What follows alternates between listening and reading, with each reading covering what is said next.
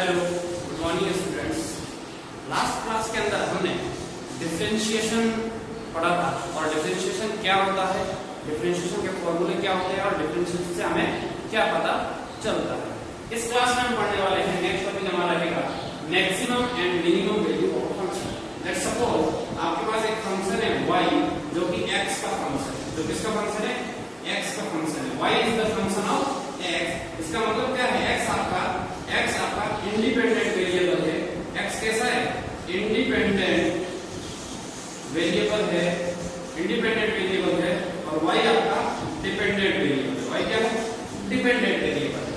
सो x y के ऊपर depend कर रहा है। हमें y की मैक्सिमम वैल्यू फाइंड करनी है। किसकी वैल्यू फाइंड करनी है? y की, क्योंकि x हमारा क्या रहेगा? इनपुट रहेगा। x क्या रहेगा? इनपुट रहेगा और y हमारा आउटपुट रहेगा।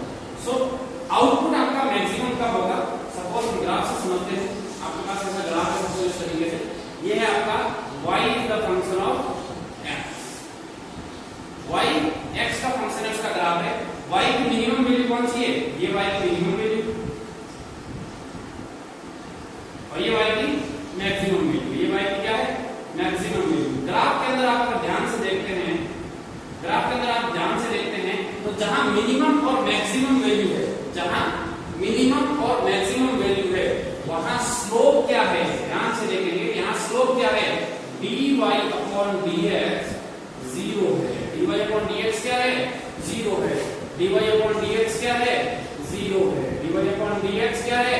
0 है। इसका मतलब dy अपॉन dx क्या थी? स्लोप। स्लोप क्या थी? याद करो, हमने स्लोप पढ़ा था। स्लोप कोई भी लाइन, सपोज मैं यहां से लाइन खींचूं, इसकी टेंजेंट जो है x एक्सिस के साथ कितना एंगल बना रही है? 0 डिग्री। और tan 0 कितना होता है? 0 होता है। सो यहां भी स्लोप कितना एंगल बना रही है आपकी लाइन? लाइन कितना एंगल बना रही है x एक्सिस के साथ? 0 डिग्री। और 0 डिग्री का मतलब tan 0 0 होता है। सो इस पॉइंट पर और इस पॉइंट पर स्लोप 0 है, कोई दिक्कत नहीं होनी चाहिए। So first condition for maxima and minima, पहले लिखेंगे for maxima and minima. For maxima and minima हम क्या करेंगे? हम फाइंड करेंगे dy अपॉन dx और उसको 0 के इक्वल रखेंगे। उसको 0 के इक्वल रखेंगे। यहां से आपको x की कुछ वैल्यूज मिलेगी। सपोज आपको वैल्यू मिली x की x1, x2, x3 and so on. इस तरीके से आपको x की वैल्यू मिली। ठीक है सर, हमें ये तो पता चल गया कि वो मैक्सिमा होगा या मिनिमा होगा।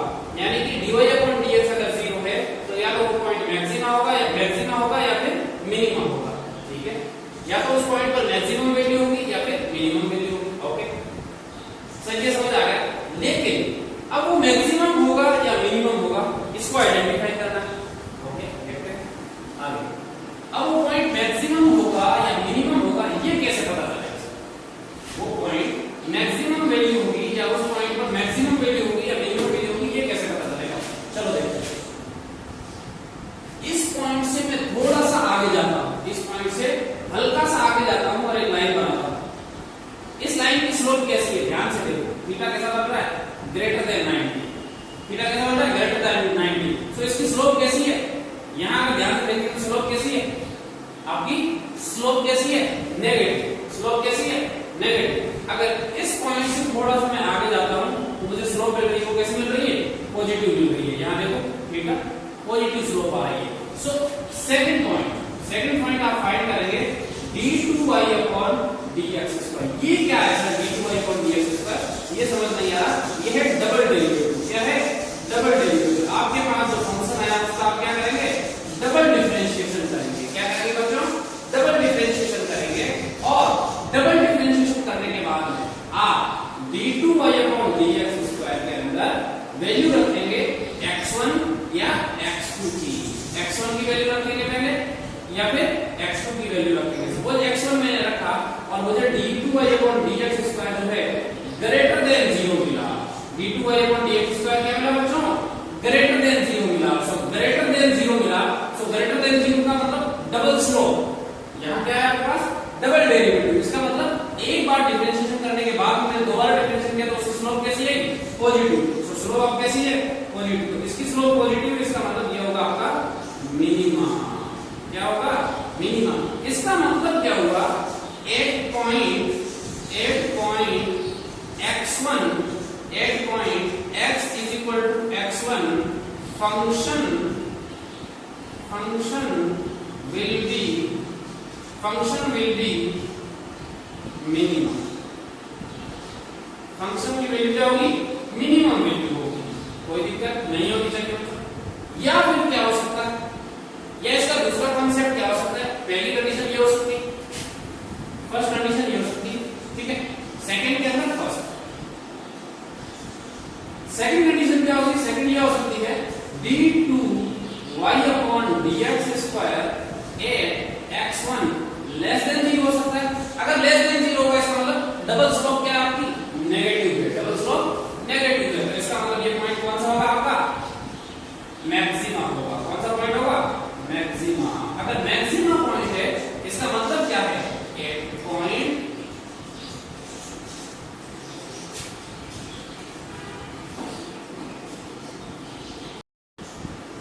हम पढ़ रहे थे d2y/dx² at x1, यानी कि x1 पर इसकी वैल्यू कितनी है, लेस देन 0 है, ठीक है। सो इस पॉइंट पर वैल्यू कैसी होगी आपकी, मैक्सिमम वैल्यू होगी, तो इसको हम कहेंगे मैक्सिमा। इसका मतलब हुआ एक पॉइंट, इट मींस एक point x is equal to x1 function will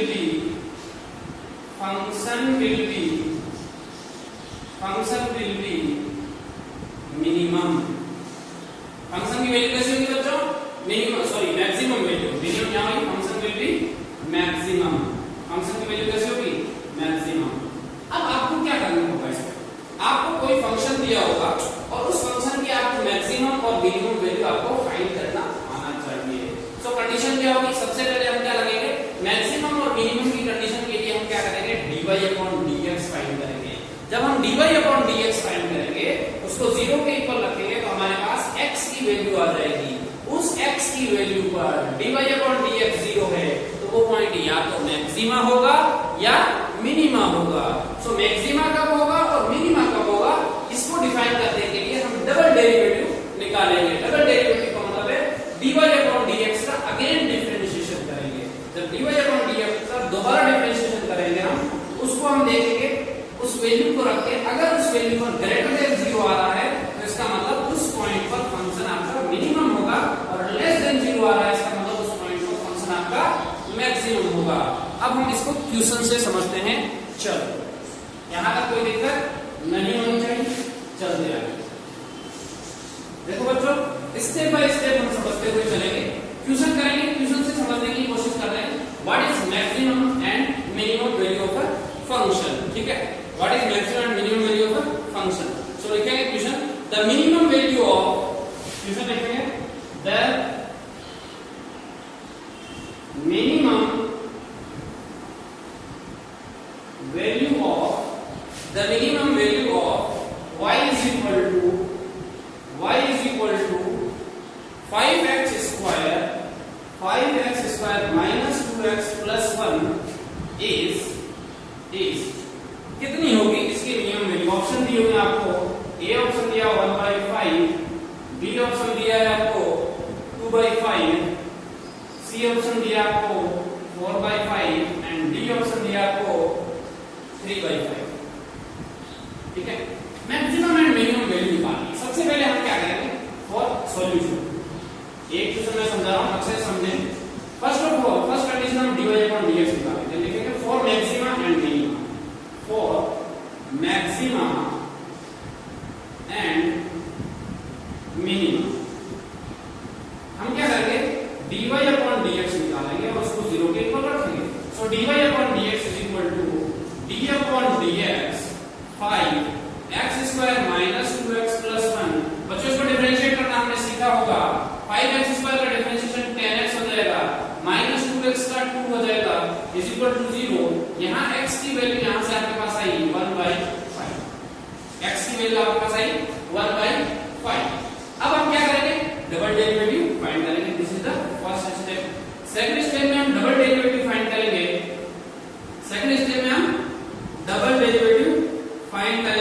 step second,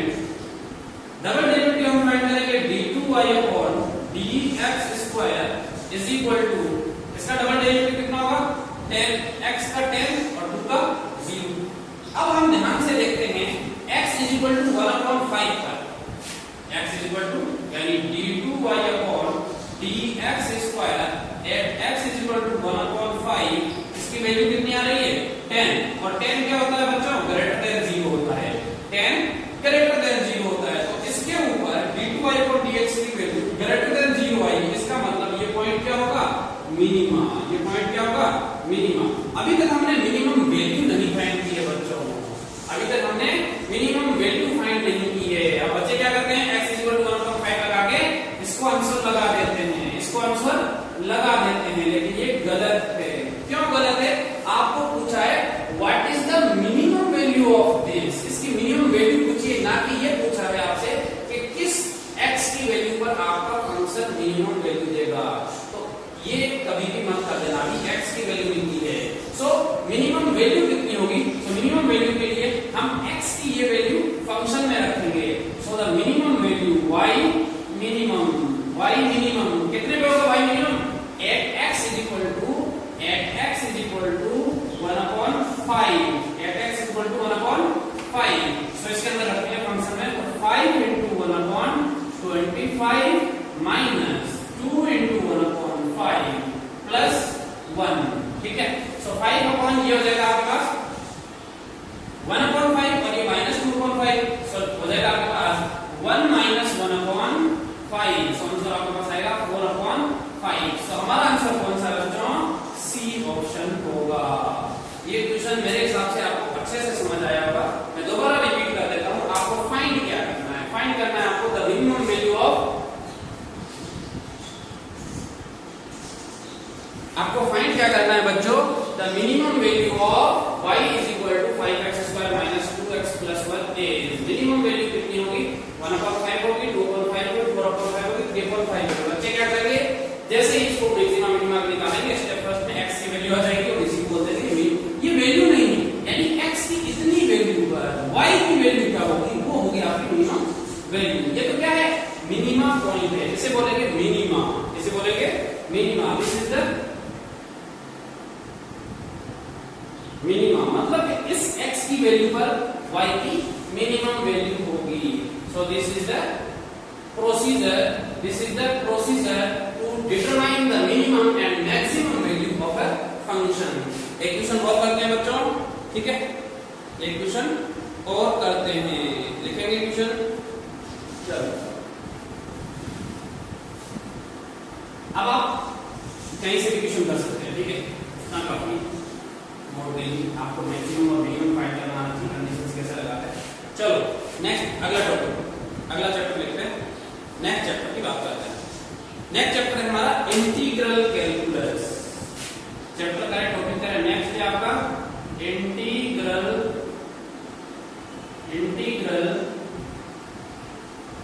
calculus, integral calculus. बच्चों देखो ध्यान से देखो, हमने क्या पढ़ा था पहले डिफरेंशिएशन पढ़ा था, क्या पढ़ा था बच्चों हमने डिफरेंशिएशन पढ़ा था। सो इंटीग्रल कैलकुलस जो इंटीग्रेशन बोलेंगे इसको क्या बोलेंगे इंटीग्रेशन। तो फर्स्ट लाइन ये याद रखेंगे इंटीग्रेशन, इंटीग्रेशन का मतलब होता है इंटीग्रेट समथिंग, मतलब कलेक्ट समथिंग। इंटीग्रेशन का मतलब होता है कलेक्शन होता है, क्या होता है बच्चों करेक्शन होता है, ठीक है। अब इंटीग्रेशन करते क्यों इंटीग्रेशन इधर ध्यान देंगे। जिस तरीके से द पर्पस ऑफ, हमने बताया था डिफरेंशिएशन का पर्पस क्या होता है, डिफरेंशिएशन का पर्पस होता है टू आइडेंटिफाई इंक्रीज और डिक्रीज फंक्शन, फंक्शन को आइडेंटिफाई करना कहां ये इंक्रीज करेगा और कहां डिक्रीज करेगा। तो इसके लिए हम इंटीग्रेशन डिफरेंशिएशन काम में लेते हैं। सो सिमिलरली इंटीग्रेशन कब काम में लेते हैं, इंटीग्रेशन चीजों को इकट्ठा करने के काम में लेते हैं। देखो बच्चों कैसे काम आएगा, सपोज ये आपके पास है y is the function of x, y is the function of x, और ये कर्व जो स्टार्ट हो रहा है x is equal to a से स्टार्ट हो रहा है, x is equal to b तक खत्म हो रहा है, x is equal to b तक खत्म हो रहा है। So what we have to, if you want to find the area under the curve, अगर आपको इस कर्व के अंडर का एरिया आपको फाइंड करना है, सो आपको क्या करना पड़ेगा इंटीग्रेशन करना पड़ेगा। अगर आप इंटीग्रेशन नहीं करते हैं, सो this is not standard area, it is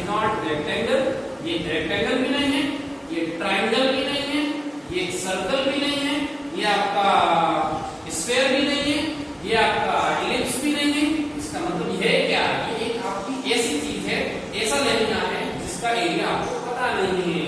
so हम क्या करेंगे, यहाँ से x डिस्टेंस पे जाएंगे और एक छोटी सी स्ट्रिप काटेंगे, एक छोटी सी स्ट्रिप काटेंगे और उस स्ट्रिप की जो थिकनेस होगी वो हम ले लेंगे dx। उस स्ट्रिप की थिकनेस कितनी ले लेंगे, dx। सो एक छोटी सी स्ट्रिप की अगर मैं थिकनेस की बात करूं तो कितनी है, dx। dx इसकी थिकनेस है और इसकी हाइट मान लेते हैं कितनी है, f ऑफ x। कितनी है, f ऑफ x। ठीक है, ये x f ऑफ x पे जाके डिस्टेंस है, यहां से कितनी डिस्टेंस है, x डिस्टेंस पे जाके। ठीक है, सो ये x डिस्टेंस पे इसकी वैल्यू रहेगी f ऑफ x। सो अगर मैं एरिया मुझे निकालना है, इस स्ट्रिप का एरिया फाइंड करना है, इस स्ट्रिप का एरिया फाइंड करना है, तो एरिया क्या हो जाएगा बच्चों, f ऑफ x dx। इस स्ट्रिप का एरिया क्या हो जाएगा बच्चों, f ऑफ x dx। अब ये इतना तो एरिया है नहीं, ये इतना तो एरिया है नहीं, ये छोटा छोटा छोटा छोटा छोटा छोटा मिलकर बहुत सारा एरिया है। सो हम क्या करेंगे, इन सबको ऐड करेंगे। तो बच्चों कैसे ऐड करेंगे, f of x dx, f of x dx। ये कितना एरिया है, इतना सा एरिया है। सो इसको ऐड करने के दो तरीके होते हैं। एक तरीका होता है जैसे आपके पास कुछ चीजें बिखरी हुई है तो आप क्या करते हैं, उनको ऐड कर देते हैं।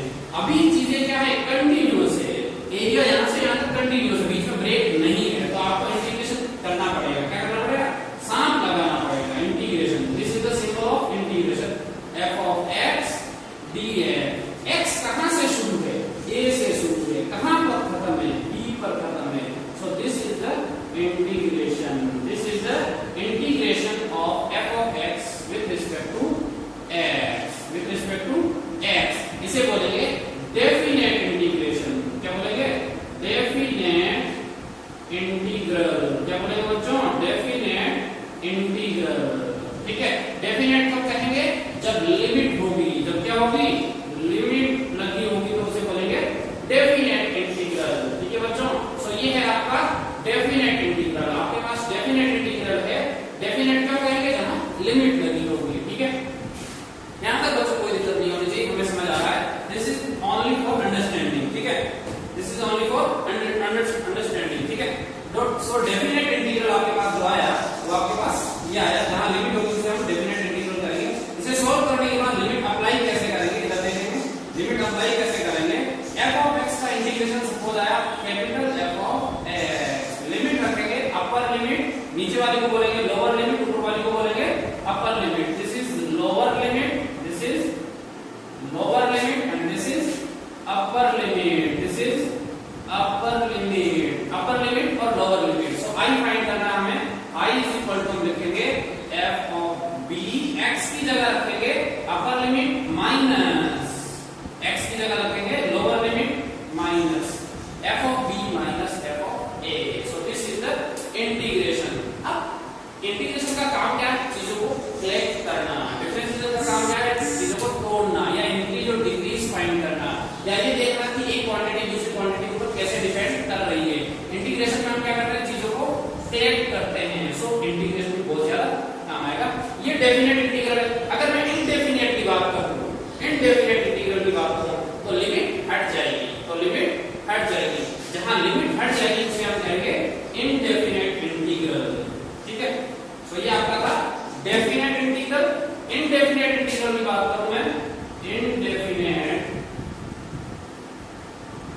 Integral, the integral which is not definite, that is called indefinite integral. It means there is no limit. f of x dx is equal to f of x plus c।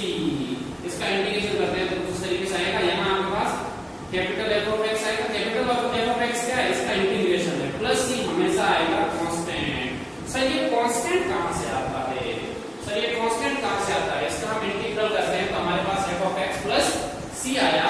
ठीक है, sir हम constant क्यों लिखते हैं, constant क्यों लिखते हैं, इसे हम इंडेफिनेट इंटीग्रल करेंगे, कांस्टेंट क्यों लिखते हैं, इंडेफिनेट इंटीग्रल से तो आपने लिखा ही नहीं। लेट्स सी, आपके पास एक फंक्शन है f of x, क्या फंक्शन है, f of x is equal to x square plus 2। आपने इसका डिफरेंशिएशन किया d of f of x upon dx, तो क्या है आपके पास स्मॉल एफ ऑफ एक्स। आपको इंटीग्रेशन करना है f of x dx। F of x की वैल्यू कितनी है? एफ ऑफ एक्स की वैल्यू आई 2x। कितनी है बच्चों? 2x एफ ऑफ एक्स की वैल्यू आई। इसका अगर मैं इंटीग्रेशन करता हूं, अभी आपको फॉर्मूला मैंने बताया नहीं, इसका इंटीग्रेशन करेंगे तो आएगा x स्क्वायर। क्या आएगा? x square. तो बच्चों यहां 2 था, ये 2 यहां नहीं आया, तो इस 2 को हम रिप्रेजेंट करेंगे c से। So differentiation and integration are vice versa. So differentiation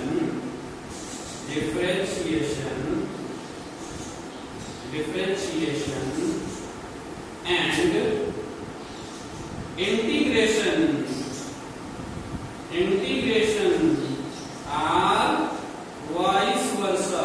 vice versa मतलब एक दूसरे के अपोजिट होते हैं, यानी डिफरेंशिएशन से इंटीग्रेशन आता है, इंटीग्रेशन से डिफरेंशिएशन आता है। ठीक है, यहां तक कोई दिक्कत नहीं होनी चाहिए। ये सी डेफिनेट इंटीग्रेशन में क्यों नहीं आया था? क्योंकि डेफिनेशन में जब अपर लिमिट और लोअर लिमिट लगाई थी, जब माइनस किया था f माइनस f है, तो यहाँ प्लस में सी आएगा, यहाँ माइनस में सी आएगा, कैंसिल हो जाएगा, सी लगाने की जरूरत नहीं है। चलते हैं आगे। अब हम फॉर्मूलों पे बात करते हैं, मुद्दे की बात करते हैं। ठीक है, ये तो था आपको समझना। ठीक है, करना क्या होता है? ये तो था अंडरस्टैंडिंग। आपके पास दो इंटीग्रल आए। कितने इंटीग्रल आए? दो इंटीग्रल आए। एक डेफिनेट इंटीग्रल था और एक इनडेफिनेट इंटीग्रल था। एक था आपके पास डेफिनेट इंटीग्रल और एक था आपके पास इनडेफिनेट इंटीग्रल। Indefinite integral. अगर डेफिनेट इंटीग्रल की मैं बात करूं, डेफिनेट इंटीग्रल की अगर मैं बात करूं, तो डेफिनेट इंटीग्रल को मैंने लिखा था limit a to b f of x dx is equal to f of x। Limit हमने लगाई थी a to b और इसको हमने लिखा था f of b minus f of a। f of b minus f of a। ठीक है, याद रखेंगे इंटीग्रल का ऑपरेटर क्या होता है? सम। और यहां होगा फंक्शन। ठीक है, और यहां होगा dx एंड ये सम, ये दोनों मिला के क्या होंगे? dx एंड इसने दोनों मिला के सम, दोनों मिला के क्या होंगे? इंटीग्रल का ऑपरेटर। ठीक है, f of b minus f of a। ये लिखने का तरीका है। इनडेफिनेट इंटीग्रल को लिखना है indefinite. So integration f of x, integration f of x, इस साथ को क्या बोलते हैं? Integration dx is equal to f of x plus c। f of x plus c। So this is the way to write definite integral and this is the way to write indefinite integral। So now we discuss some formulae for integration। ठीक है, okay. Next, यहां तक कोई दिक्कत नहीं होनी चाहिए बच्चों, यहां तक कोई दिक्कत नहीं होनी चाहिए। चलते हैं आगे। सम फॉर्मूले फॉर इंटीग्रेशन। फॉर्मूले फॉर इंटीग्रेशन। फॉर्मूले फॉर इंटीग्रेशन। इंटीग्रेशन के फॉर्मूले क्या है? ठीक है, लेट्स सी। सबसे पहला फॉर्मूला आपके पास x to the power n है, dx। x to the power n का इंटीग्रेशन क्या होगा बच्चों? x to the power n का इंटीग्रेशन होगा x to the power n plus 1 upon n plus 1 upon n plus 1 plus c। बच्चों c कब आएगा?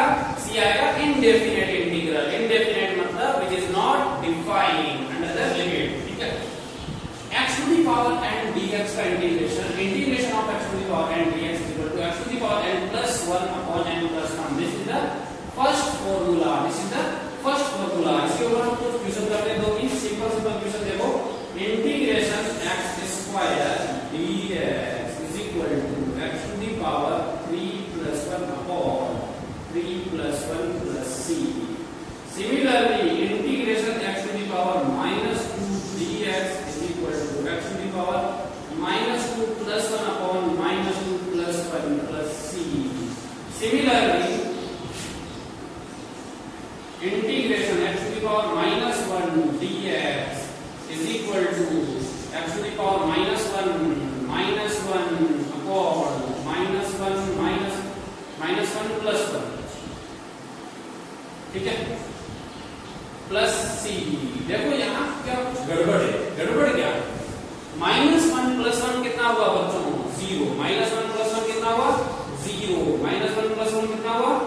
0। इसका मतलब इसके नीचे आ रहा है 0, इसका मतलब ये बन रहा है इनफाइनाइट। सो x⁻1 का इंटीग्रेशन ऐसे नहीं होगा। सो this is the exceptional case, this is the exception, this is the exception. इसे अपवाद कहेंगे। क्या कहेंगे बच्चों? अपवाद। क्यों है? इसका इंटीग्रेशन होता है। सो सेकंड फॉर्मूला याद रखेंगे। फर्स्ट फॉर्मूला आपने याद किया, सेकंड फॉर्मूला याद रखेंगे। सेकंड फॉर्मूला यहां लिखता हूं मैं। Second formula integration 1/x dx ln x + c, ln x + c। सो 1/x का इंटीग्रेशन होगा ln x। तो याद रखेंगे ये एक्सेप्शन केस है। इसके अलावा जितने भी x की पावर होगी उन सब का इंटीग्रेशन ऐसे होगा। ओनली x⁻1 का इंटीग्रेशन होगा ln x + c। सो यहां तक कोई दिक्कत नहीं होनी चाहिए। ये जो एग्जांपल मैंने लिखे हैं इसको मैं इरेज कर रहा हूं।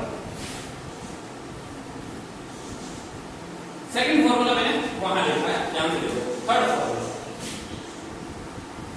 थर्ड फॉर्मूला सेकंड फॉर्मूला दिख रहा होगा क्लियरली।